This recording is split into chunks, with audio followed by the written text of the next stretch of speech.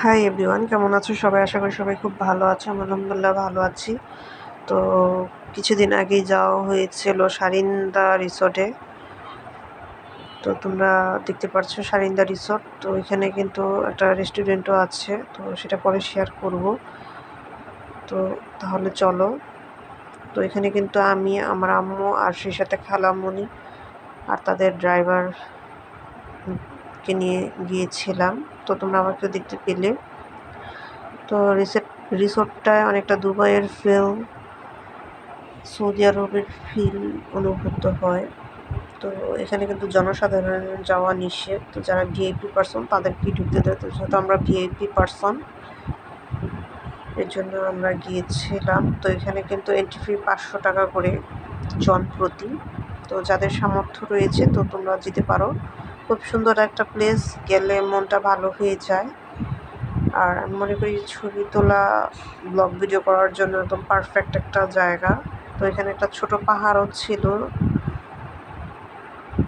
তো তোমরা দেখতেই পারছো ছোট পাহাড়টা, এটা হচ্ছে যে নদীটা, এটা তোমরা আমি কি বলবো আসলে বুঝতেছি না। তো এটা যে তোমরা দেখতে পারছো, এটা নদী বা তোমরা ব্রিজের পানি যেটাই বলো না কেন, আমি এটাকে নদী ধরছি।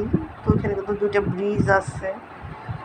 তো ওখানে গেলেই তোমরা দেখতে পারবে। এছাড়াও তোমরা দোলনা দোলনা আমি আর ফ্রি পেলাম না। দোলনায় আমি যখন গেছি মানুষ বসেছিল। এছাড়াও পানির ফোয়ারা ছিল। আমরা গিয়েছিলাম বিকেলে, আর সন্ধ্যা হয়ে গিয়েছিল। এর জন্য তোমরা লাইটিংটা দেখতে পাচ্ছ, সন্ধ্যার সময় বেশ সুন্দর দেখা যায় রিসোর্টটা। তো ফার্স্টে আমাদের সাথে একটু কড়াকড়ি নিয়ম করছিল, এরপরে আর কড়াকড়ি নিয়ম করে নেই। যখন বুঝতে পারছে যে আমরা ভিআইপির উপর দিয়ে ভিআইপি পার্সন, তো সবার সাথে কড়াকড়ি করে কিনা জানে না, আমাদের সাথে কড়াকড়ি পরে আর করে নাই। ফার্স্টে আসলে কড়াকড়ি বলতে নিয়মকানুন বলছিল আর কি। এরপরে যে তোমরা দেখতে পাচ্ছ রিসোর্টটা। তো ঠিক আছে, রিসোর্টটা এনজয় করো।